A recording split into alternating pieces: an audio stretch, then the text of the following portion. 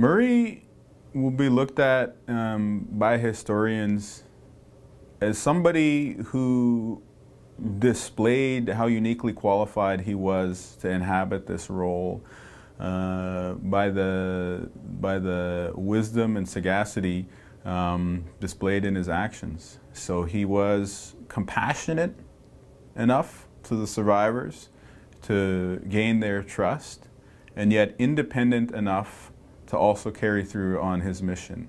He was firm enough to stand up to the federal government in court when necessary, and yet work well enough within the system to be able to carry this entity through to the conclusion of its mandate.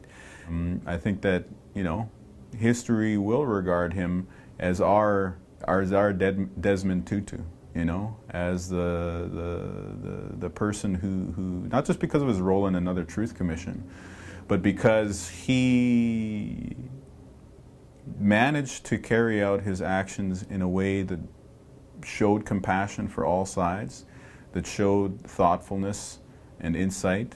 But at the end of the day, in his words and in his actions, exhibited the qualities of goodness that we all aspire to.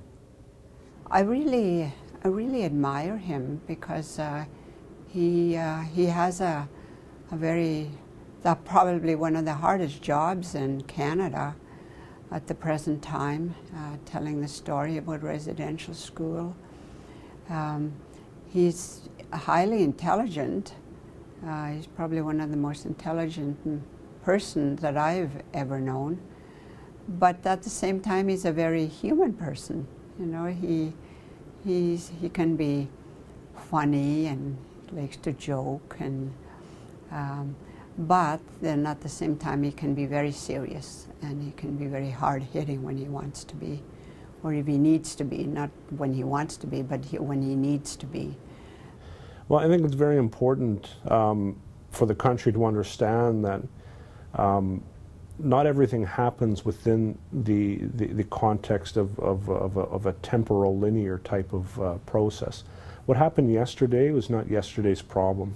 What happened yesterday is today's problem, and it will be tomorrow's problem unless we make these commitments to pay attention to the work of the Commission, pay attention to what Justice Sinclair has to say, and make sure that we're implementing some of these recommendations and some of these points that he's going to be making with respect to the future healing of our families. Although this is happening, and the Commission has happened at the level of the institution, each and every family is now on its own healing journey. Some are out of the gate very quick, some are out of the gate very slow. But it is happening, and we are beginning to address and recognize that what happened to my great-grandparents and my grandparents is impacting me as well. And I accept that, and I think that the Commission has provided a place where we can all be comfortable knowing that we can talk about these things and start our healing.